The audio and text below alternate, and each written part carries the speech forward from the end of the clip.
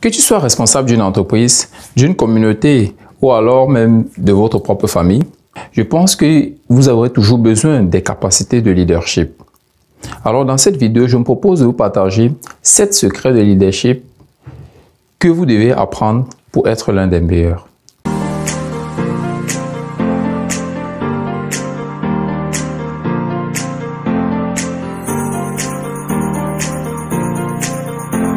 Salut à toi, bienvenue sur le Réveil de l'Afrique. Je suis Olivier Dongué. Ici, je parle à tous les Africains et à toi en particulier, car je suis convaincu que l'Afrique peut retrouver sa puissance, son potentiel, sa splendeur qu'elle avait auparavant et qu'ensemble, on peut bâtir une Afrique meilleure.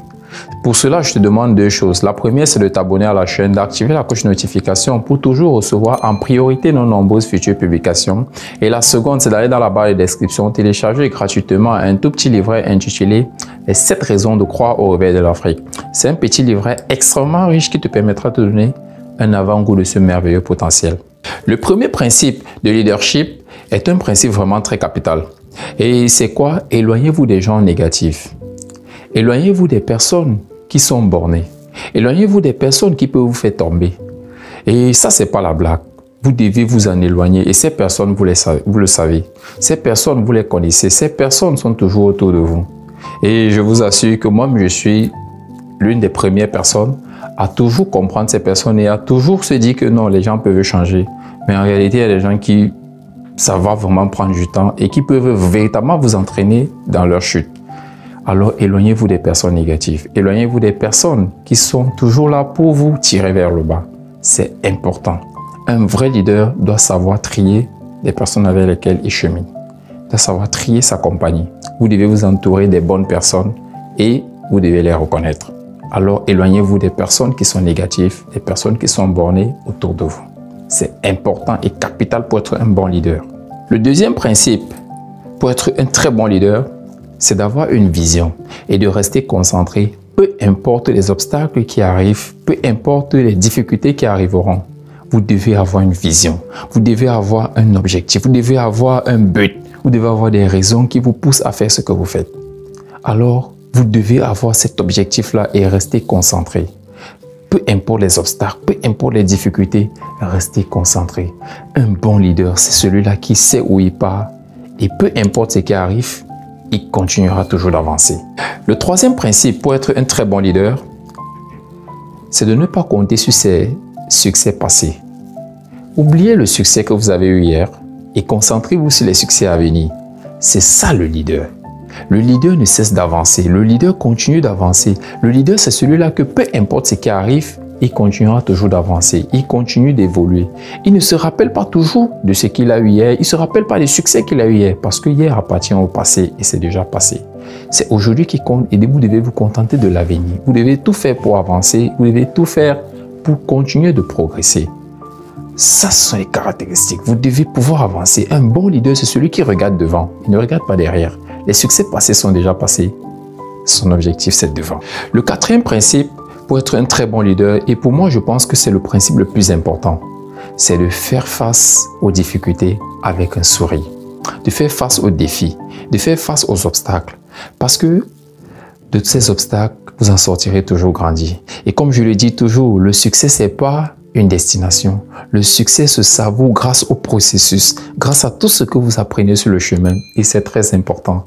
Et je vous le dis toujours et je vous le dirai toujours. Ce processus-là est merveilleux. Vous ne pouvez même pas l'imaginer.